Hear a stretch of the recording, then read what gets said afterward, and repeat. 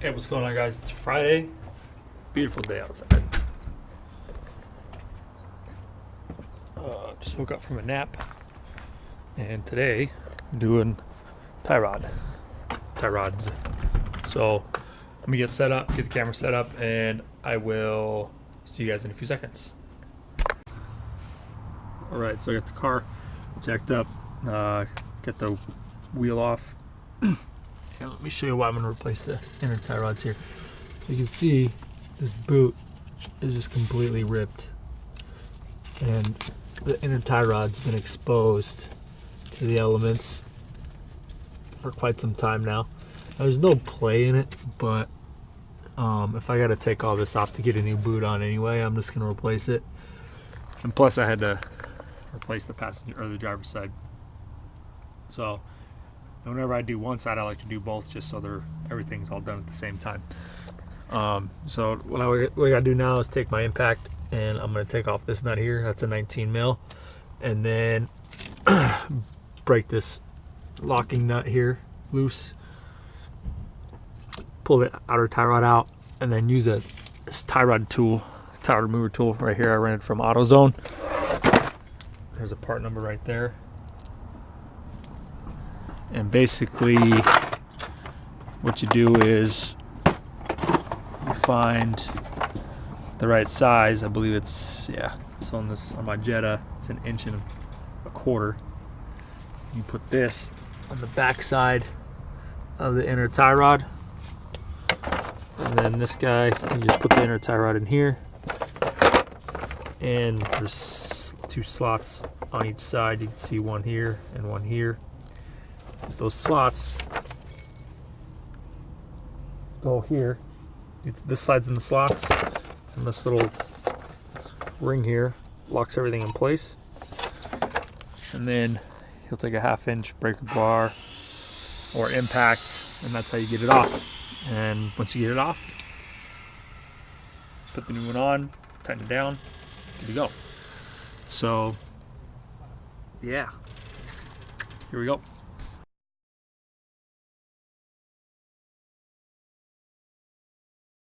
And just like that, now we got the outer tie rod off. Now what we got to do is, let's see if I can feel it. So right back in here, I don't know if you can see where my finger's touching. Is that a zip tie? Yeah. So there's a zip tie holding the boot on the back, and we got to take that off to get access for this piece right here. These guys right here. So yeah, here's the boot, the old boot, all in pieces. Gross. So I'm gonna work on getting that the rest of that boot off, and then when I get this tool, when I'm ready to use that tool, the inner tie rod removal tool, I'll get back to you guys. All right. So now I'm just gonna take this tool here. What you want to do, what I found works easier, is that little tab. It's kind of sticking up. Have that facing up so you can rotate it to lock that in. Now, also, what you got to do is you got to somehow snake your hand behind that socket there and hold it to keep it from getting pushed off the inner tie rod. So I'm going to go ahead and I'm going to get this all seated in, and we'll get this inner tie rod out.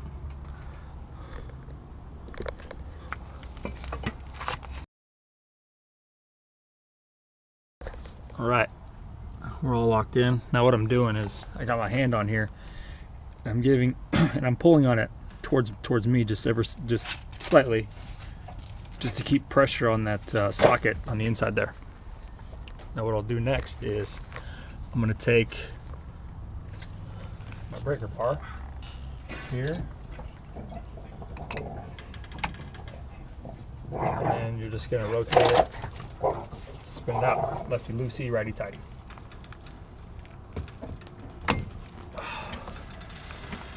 And you can hear it break free. So now,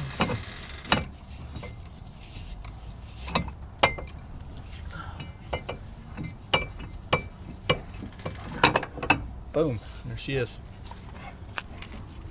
Just like that. So now I'm gonna get everything set up to get the other side, or to get this back on. So I'll see you guys in a few seconds. All right, so I got it out of the tool there, and as you can see, without that boot on, this thing was starting to get pretty rusty, and all the grease has been washed out of there. I don't know if you can see inside there, and it's pretty loose there. Shouldn't be that loose, but there wasn't any movement in it when it was all attached, so that's good. But this was having to get done. It was needing to get done sooner or later anyway. So now the fun part, reassembly. Hopefully everything goes well. So I'll get the camera set up and I'll get everything put back on, and we'll get this thing back on the road.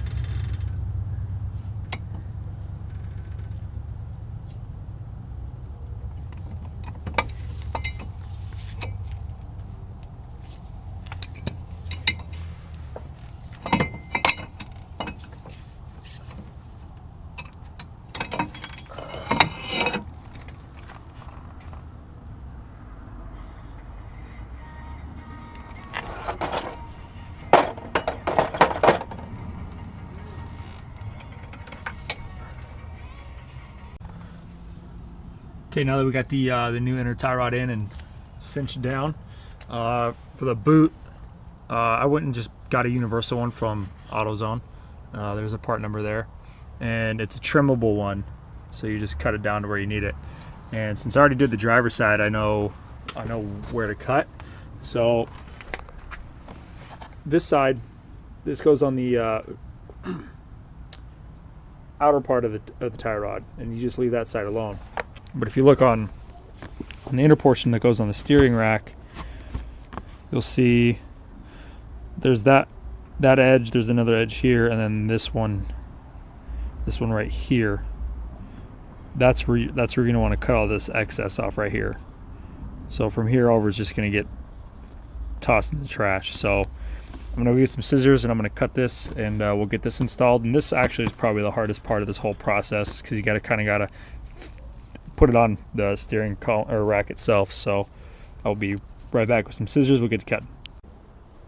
All right, it's all together. I don't know if I hit record or not. I guess I'll find out when I go to edit this video. So now I got to go get an alignment. That's what you got to do. It sucks, but whatever. So now I'm all cleaned up. I'm gonna get in the car. I'm gonna go back to AutoZone, return the tool I rented, get my $90 back. So yeah, when I get back from that, I'll kind of go into detail on projects, updates, and stuff like that. So I'll see you guys when I get back. All right, guys, what's going on? It's Monday. I ended up not finishing that video on Friday. Had a lot going on. Beautiful day outside though, and I need to watch my dogs. Well, especially her. I got 2 neighbor dogs over there that like to cause trouble, and she likes to run up the fence. It's irritating. Anyway, so I ended up returning that tool to AutoZone, and I had some other stuff going on, so I wasn't able to close the video out. So I'm gonna do that now. So as far as the C10 goes, I wasn't really doing anything with it, and it was just kind of sitting in the back, where this Toyota's sitting now. So, figuring, sorry, I just woke up. I figured I'd just, put it up for sale, see if I can get what I wanted for it, and I was going to use that money to pay off some stuff so I could move forward with other projects.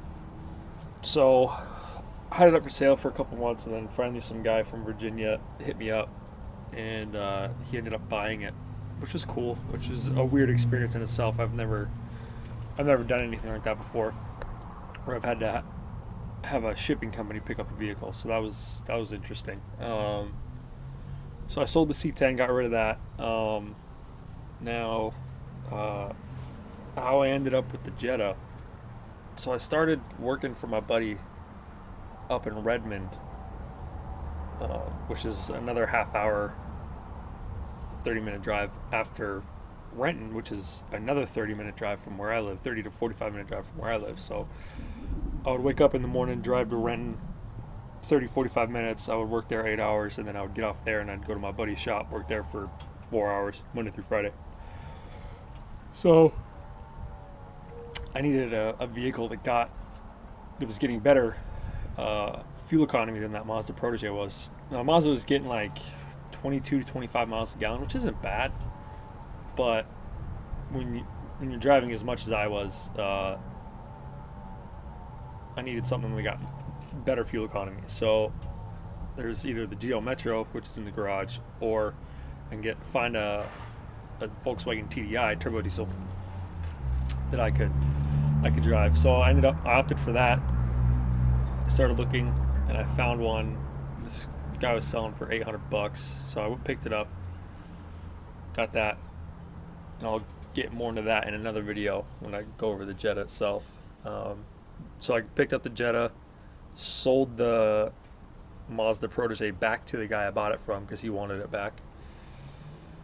So that's kind of where I'm at now. Yeah, I should have woke up before I did this. Whatever. But yeah, like I said in my last video, I'm gonna finish the Geo, and I'm gonna start working on the Bonneville, get that thing on the road and drivable, because I just want to drive it. I'm tired of it sitting back here. So all that thing needs, it really is, it needs a new gas tank or a fuel cell because it's been sitting for so long. The brakes need to be gone through, and carburetor rebuild, or put a fuel injected carburetor on it, and needs a tune-up, oil change, all that good stuff, just because I don't know the last time the thing had a tune-up was. It's been sitting for a long time. And then I could license it and drive it, and then slowly fix it up as I see fit, so I could at least enjoy the dang thing. Now as far as the Metro goes, I'm not going to go as crazy with it as I was planning on.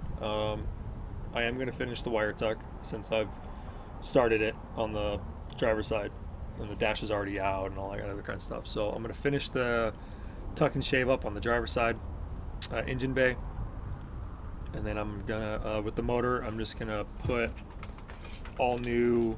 I'm basically gonna rebuild the motor, new bearings, piston rings, because the cylinder walls are pretty pretty glazed over. So I'm just gonna ball hone it and just put it back together, get it back in the car, get everything running, clean up the engine bay as much as I can on the rest of the side of it, and then probably find a set of wheels and tires for it. Figure out a way to lower it, whether that be coilovers, springs, or whatever, and clean up the interior and basically put it up for sale just to get rid of it, because it's not something I'm really passionate about. It was just kind of one of those, oh, it'd be cool to do this, so let's do it. So without really planning anything out, I just kind of pulled the trigger on it, and now here we are. So I'm gonna start working on that. Basically, all I got to do is extend the headlight harness, the 2 headlights, the horn, and something else. There's another harness I have to extend, but that's really about it. And I got a whole bin full of wiring that I got when I pulled out a motor out of a donor truck. So I just got to find the right gauge wire, and I'll do that. So, but yeah, that's enough talking for today, I think. Yeah, well, yeah. I hope you enjoyed the video. Don't forget to like, comment, subscribe. If you guys have any input on a project you would like to see, let me know. So I like to get feedback. Feedback's always good. So yeah, don't forget to like, comment, subscribe, and I'll see you guys in the next one.